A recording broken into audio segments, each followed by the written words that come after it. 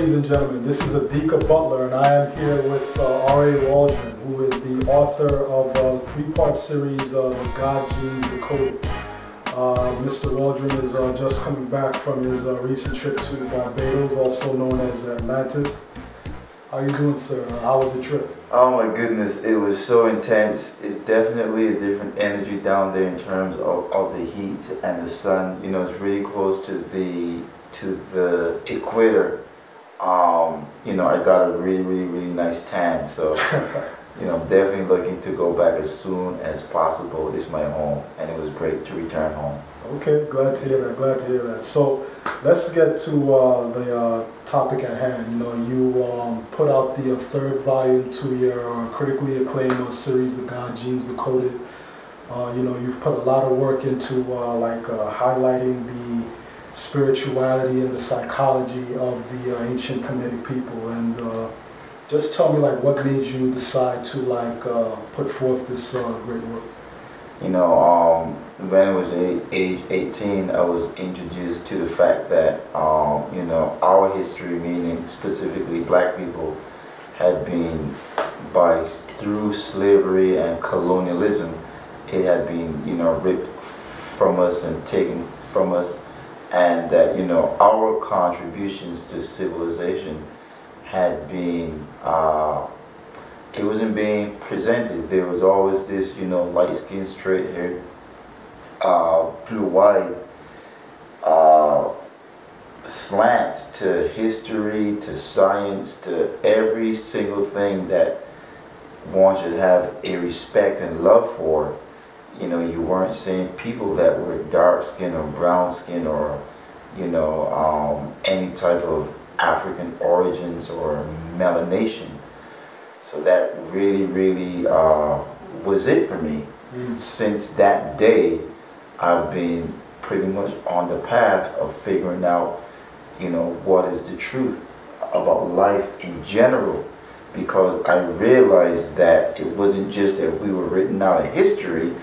The truth about life and human history wasn't being told to us in school. Right. You know, the whole idea of going to school to get a proper education, as they call it, so you could be something in life, had been torn down for me. It was a fraud. I wasn't going to school to get a proper education.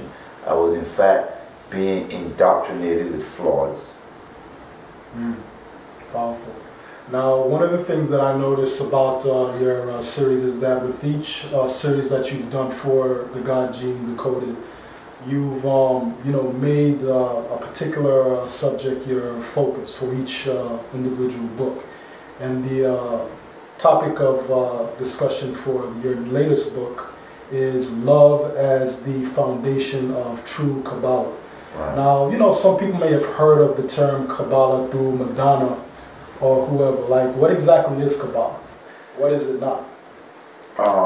You know, technically speaking, they say that Kabbalah means to receive.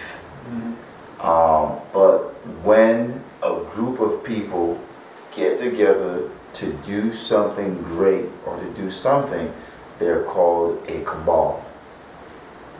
So Kabbalah, what you are receiving is the reality that if you want to do something great, you have to get together with people and you have to get on the same page. All arguments must end. You have to be in harmony. So when you look at the tree of life, the Kabbalistic tree of life, you see that these people are bonded together for an endeavor, for an enterprise. There's something great that they want to do, and they settle their differences. They find a way to mitigate whatever differences they have amongst each other so that they can't be broken apart. You know, those bonds, think of those bonds on the Kabbalistic tree of life as bonds that are made of iron. When it's impossible to break people apart and they're trying to do something, you can't stop them unless you destroy them all. That's an interesting point, because when you look at successful corporations, you know, that's pretty much the mindset that they employ. Like, you know, nobody really goes at it alone. You know, people run ideas by each other, and everybody works together as a team. So it sounds as though you're showing us these principles, but you're explaining how they work out in a more cosmic schematic, and how it works, you know, just in generally in nature. Yeah, I mean, people built the universe, and they built the universe because they came together and they harmonized with each other. They got on the same page. They fleshed things out, and they decided, you know, this is what we want. You know, they weren't all the same. They didn't all have the same perspective. They didn't even all, you know, want the same thing. And I found out that this is why you have what they call the world's three major religions, because at the center of our universe you have, you know, Amayatolo, Potolo, and Sigitolo, and this is Osiris, Ptah, and Tehuti. You know, at the very least, they all have what you might call different cultures, which is the origins of Christianity, Islam, and Judaism. But they don't argue with each other, and they respect each other's way of life. Mm. And they support it, and they help each other in being able to manifest it. Mm. Excellent. Now, you mentioned the three major religions, and within the context of this particular conversation that we're having, Judaism particularly stands out, and the reason being that people who have, you know, done, you know, research into Kabbalah, they often associate it with the Hebrew tradition. But throughout your book, you show time and time again its relationship to the ancient Kemetic way of life. Tell us and elaborate how Kabbalah originally traced its origins to Kemet.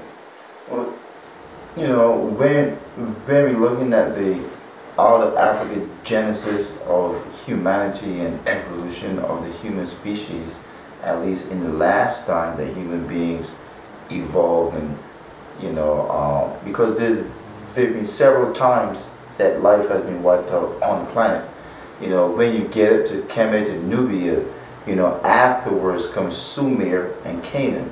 And when you study the Hebrew language, it's Sumerian. So you have from, you know, out of the Congo, moving up the Nile into Nubia, and then moving into ancient Egypt or Kemet. From there, now you move into what people are calling North Africa, meaning they are saying that really and truly is still the same landmass. Mm-hmm. So there's a linear progression. You see in the Hebrew language a lot of words and concepts that are similar in pronunciation and meaning in ancient Egypt. You also seeing, and what I'm showing in ancient Egypt, you're also seeing that they had the tree of life as well.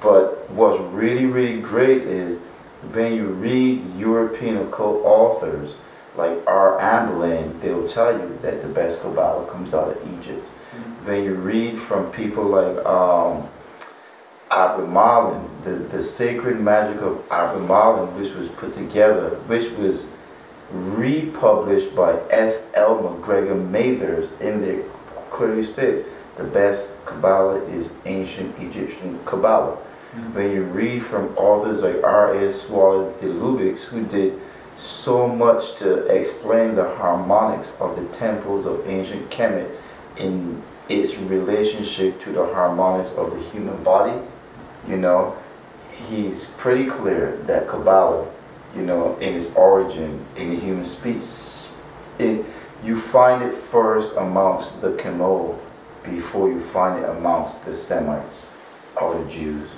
or whatnot, is what these people are saying.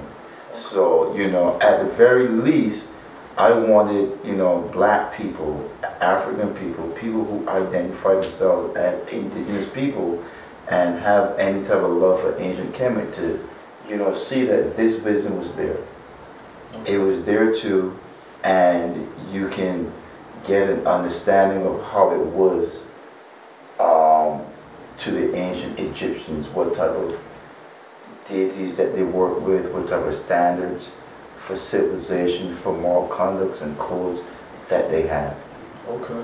Are there any differences between, say, the tree of life as it's presented in the Hebrew tradition as opposed to how it's presented in Kemet?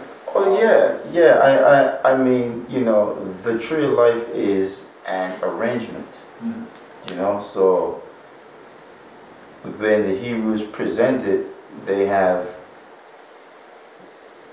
different names, or what people see as different names. So what I did is through etymology, like you know that Geburah is related to Keparah, even in its etymological rendering.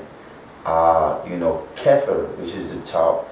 You know, thankfully I'm from Barbados, so I know that Kether is Kepher.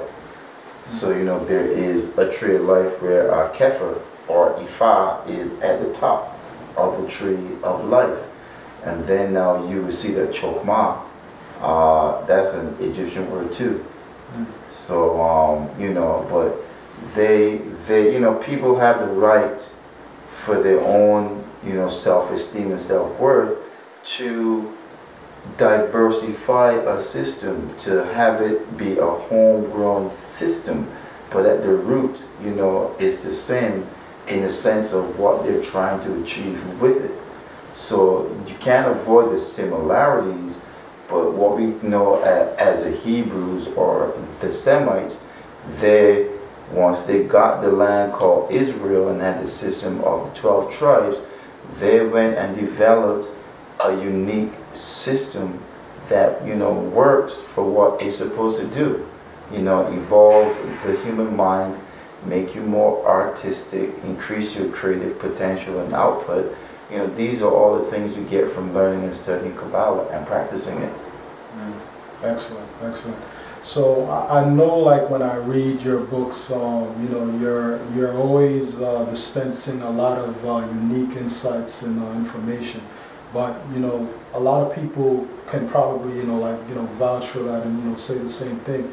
But they may not know much about the man behind the information. So tell us a little bit about your background and how you came into this body of knowledge.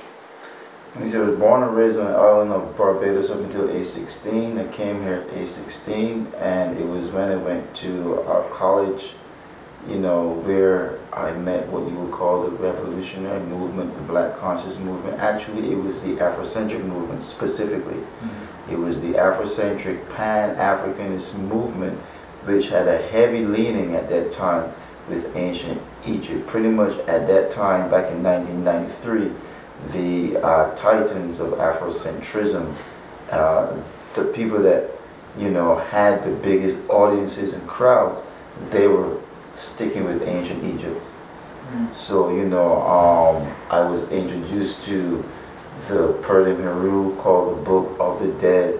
I was introduced to Gerald A. Massey, who wrote such books as Ancient Egypt, Light of the World, and so, you know, that pretty much cemented the reason why I stick to ancient Kemet. And thankfully, my Shepsu ancestors have always reinforced sticking with ancient Kemet. And when you read books like Gerald Massey's books, when you see things like the circular zodiac at Dendera, you see why, because it's just simply an accurate representation of the cosmos, the movements of the planets and stars, and the names of deities and stuff like that. A lot of Kemet isn't available to the public, but you don't know that until you read Gerald M. Massey's work. When you read Gerald M. Massey's work, then you see him getting into Ifa and connecting it to the deity Kepha and the deity Eve. You know, you will see him going over, you know, a lot of the folk tales of Europe and how the ancient Kemo had the same folk tales, you know, related to the deity Ptah and the pygmies and mining, and, you know, but if people don't get to that work, they don't understand why Kemet has preserved, and why Kemet preserved. It's like 1 and 1 is always 2. Right. You know, Venus is Venus, Aries is Aries, etc. You know, this is what they preserved. You know, Venus is the planet Heru. You know, that's where she lives. So I'm not trying to argue. Really, I'm trying to learn and expose and espouse so that people can benefit from the system and get out of the three monsters that are destroying planet Earth, which is the contemporary perverse form of Christianity, Islam, and Judaism. Now, in addition to being a proponent for the ancient Kemetic way of life, you are also an initiate into the system of Haitian Voodoo. How has that experience prepared you for your journey? Just in seeing that a lot of the people who were a major part of the Camorra and Nubian Empire have pretty much, after the conquistadors and what did their thing, they are there. You know, those who survived, you know, those who migrated, whether it is out of the Mayan and Incan Empire, whether it's out of the Nubian and Egyptian, Tamawari, Kushite Empire, they are there. You know, a lot of the what we call the gods of Atlantis, they support the Haitian Voodoo priesthood and the sovereignty of Haiti. You know, and you know, I'm being told the word Mecca, they want that to be the Mecca for the Atlantean way of life. And the ancient Egyptians, they were trying to rebuild the Atlantean way of life. That's what they were trying to do. So if you look at Solon, the Greek philosopher, he learned about Atlantis from an Egyptian priest. But you know, there was, you know, I had a vision, and it was, you know, the way that they depicted the narrative with the kilt and it being in gold in the statues.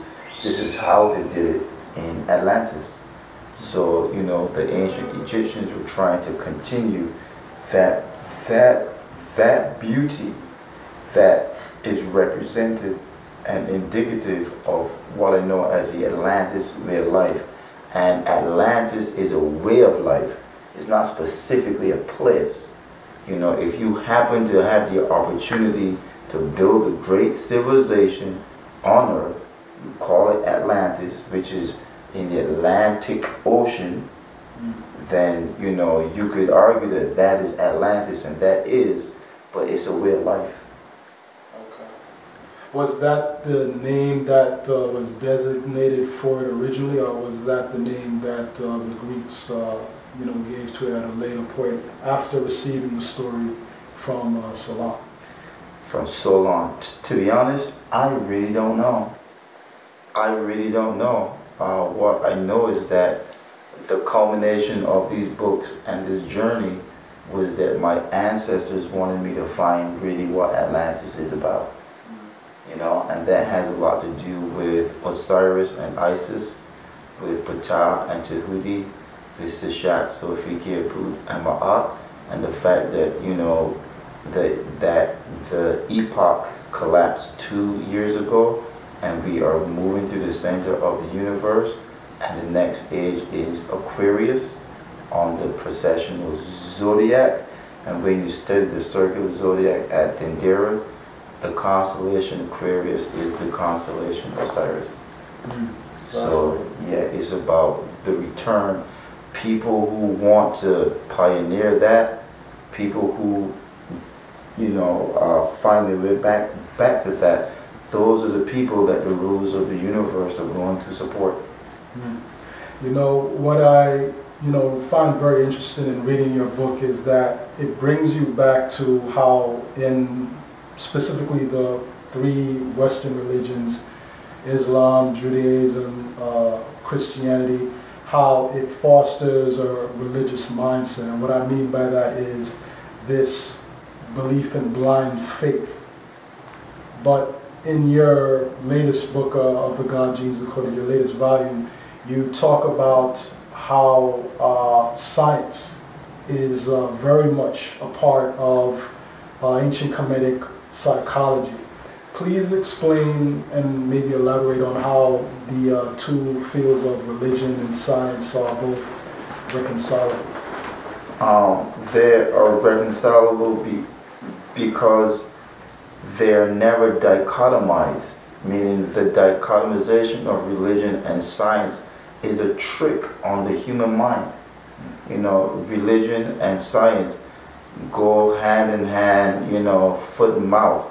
There's no separation. How the universe was birthed, the process is what now becomes the practice of religion, which is about getting people to unify with one another, maintaining a respect for the people that laid the great work down, who now are the so-called gods and goddesses, and then getting your opportunity now to also lay great work down and become a god or a goddess. So, you know, in the intimate details of the engineering of life, you can call that science. You know, the wisdom that was used to engineer life and then to maintain life, now you can call that religion. Because religion means to reconnect, but reconnect to what? Reconnect to the truth, reconnect to the way. You know, when you study the Tao, they talk about the way of the Tao, meaning this is what works and this is what does not work. Religion is supposed to ingrain man in the process of what works and show man what does not work. But we have a perversion of religion, and we also have a perversion of science. And what I do in Volume 3 is I prove that even science that we're learning, a lot of it is not accurate. And what have been the ramifications of the Western presentation of you know, physics, you know, as we understand it in the various sciences? A mental imbalance. Definitely, definitely.